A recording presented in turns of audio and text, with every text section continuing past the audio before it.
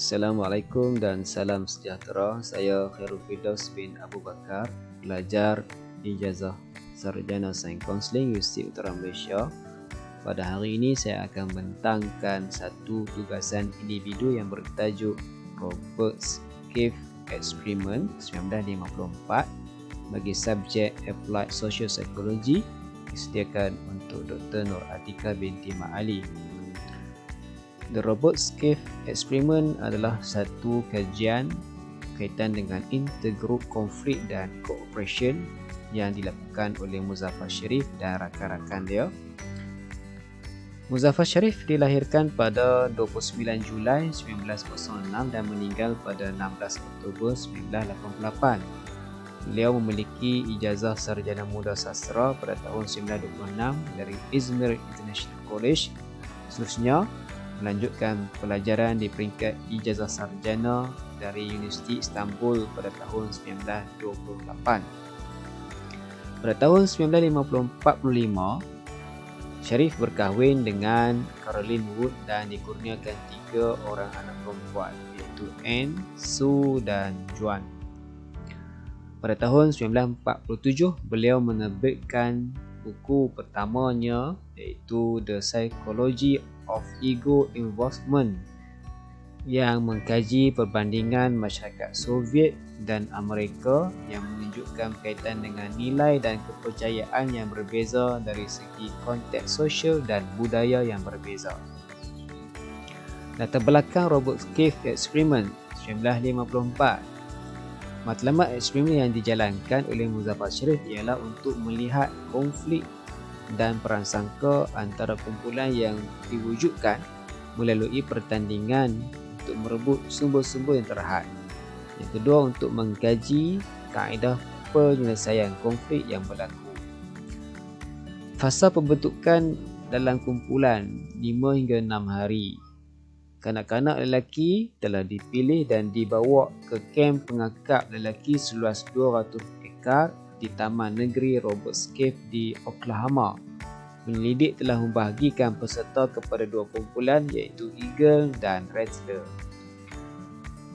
Fasa konflik antara 2 kumpulan yang mengambil masa 4 hingga 5 hari. Eagles dan Rattler bertanding antara satu sama lain dalam berbagai pertandingan seperti baseball, bintus, cabin inspection. Secara keseluruhannya, Rattler memenangi trofi yang dipertandingkan. Maka wujud konflik yang berlaku di antara Rattler dan The Eagle berkaitan dengan prasangka yang diungkapkan secara lisan seperti ejekan dan panggilan nama.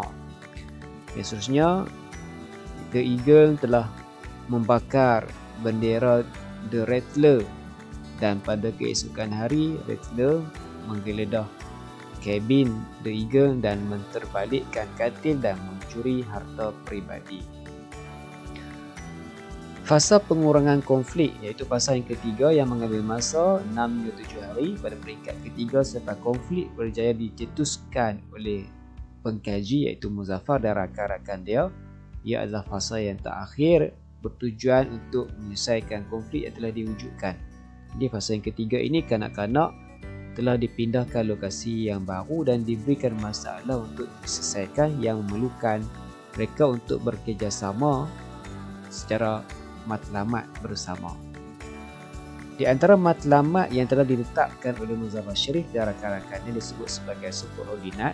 Pertama, melakukan aktiviti perdamaian. Mereka melakukan aktiviti perdamaian di antara 2 kumpulan Rattler dengan The Eagle untuk mengenal di antara satu sama lain. Yang kedua, mereka dipindahkan di lokasi yang baru. Yang ketiga, mereka mewujudkan beberapa elemen eksperimen, misalnya masalah air minuman, saluran pipe tersumbat yang ditutup oleh guni, dan memerlukan kerjasama daripada The Rattler dan The Eagle untuk menyelesaikan masalah tadi, dan masalah berjaya diselesaikan dengan mengambil masa tempohnya 45 minit. Seterusnya, berkaitan dengan tayangan filem. Tayangan filem juga menjadi salah satu eksperimen kepada kanak-kanak ini yang melibatkan 2 filem yang telah dipilih oleh pakar filem yang dijemput, iaitu Treasure Island dan Kidnet. Jadi majoriti dua kumpulan telah memilih Treasure Island. Berkaitan dengan eksperimen yang dijalankan, maka hasillah satu teori yang dinamakan Realistic Conflict Theory.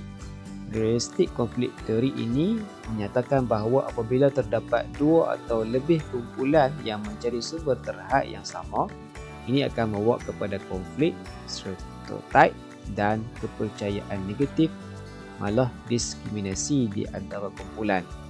Aplikasi teori Realistic Conflict Theory, yang pertama, kita melihat berkaitan dengan perlunya ciri-ciri individu dan tingkah laku antara kumpulan yang sama. Yang kedua, pembentukan organisasi dan norma kumpulan, sama ada di sana mencari siapakah nak jadi ketua dan sebagainya. Yang ketiga, perlu ada kerjasama di dalam kumpulan yang tidak boleh berpindah keluar dari kumpulan tersebut. Yang keempat, wujudnya hubungan antara kumpulan berbangkit yang mempengaruhi hubungan dalam kumpulan. Yang kelima, keadaan hak ataupun sikap dan tingkah laku di antara kumpulan. Yang keenam, pengenalan matlamat subordinat. Dan yang terakhir, teknik ini boleh diperluaskan dan digunakan dalam perniagaan ataupun agensi ketenteraan. Kita dapati kepentingan dan aplikasi eksperimen robot cave untuk kita memahami tingkah laku individu dan masyarakat pada masa kini. Yang pertama, berdasarkan kepada teori dan eksperimen yang dijalankan boleh mengurangkan konflik perkauman. Isu perkauman yang menunjukkan sikap ta'assub dan fanatik terhadap satu-satu kaum, ianya boleh menyebabkan beberapa perkara, misalnya wujudnya tindakan provokasi yang mana melibatkan perbezaan keturunan, penghinaan, ejekan, diskriminasi terhadap beza warna dan sebagainya. Maka perkara ini kalau tidak dibendung dan diuruskan dengan betul, dia boleh menyebabkan ketidakharmonian berlaku dalam sesebuah negara. Yang kedua, modernisasi politik. Misalnya di Malaysia, berdasarkan kepada pengamalan sistem demokrasi berparlimen, pilihan raya dan juga pelibatan tiga kaum terbesar dalam politik Malaysia, hari ini kita dapat lihat bangsa Melayu, Cina dan India telah menerima idea politik moden di mana setiap parti berlainan bangsa boleh bersatu dalam sebuah parti politik. Seterusnya ialah modernisasi sosial. Modernisasi sosial di Malaysia dapat dilihat sebagai satu pembaharuan yang meliputi pelbagai bidang aspek sosial, misalnya pendidikan, tempat tinggal, hubungan dan sebagainya. Oleh itu, wawasan kemakmuran bersama 2030 ialah komitmen untuk menjadikan Malaysia sebuah negara yang mencapai pertumbuhan yang mampan bersama dengan pengagihan yang adil dan saksama merentasi kumpulan pendapatan etnik, wilayah dan rantaian bekalan. Dan yang terakhir, modernisasi ekonomi.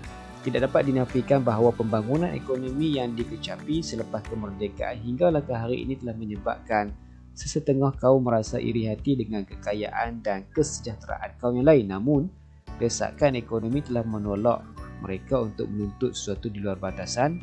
Keadaan seperti ini menyebabkan pihak kerajaan terpaksa menilai semula dasar-dasar ekonomi yang diamalkan sebelum ini. Kesimpulannya ialah, yang pertama, berdasarkan daripada Realistic Conflict Theory, begitu juga dengan eksperimen The Robot Cave 1954. Yang pertama, konflik, prasangka, prejudis adalah satu sikap yang buruk dan perlu dihindari oleh setiap individu maupun masyarakat. Yang kedua, manusia bersikap ego sebenarnya cuba untuk menjadi dominan dan seterusnya akan bersikap mementingkan diri sendiri. Akibatnya kerosakan akan berlaku dalam kehidupan manusia itu. Ketiga, konflik berlaku adalah disebabkan wujud satu pihak memaksimumkan keuntungan diri sendiri dan ianya ada hubung kait dengan pihak lain. Oleh itu, eksperimen The Robot Cave dan Realistic Conflict Theory menjadi sepatu loncatan dunia sosial hari ini sebagai salah satu metod dan kaedah dalam menamatkan konflik persengketaan prasangka yang berlaku. Sekian, terima kasih. Assalamualaikum warahmatullahi wabarakatuh.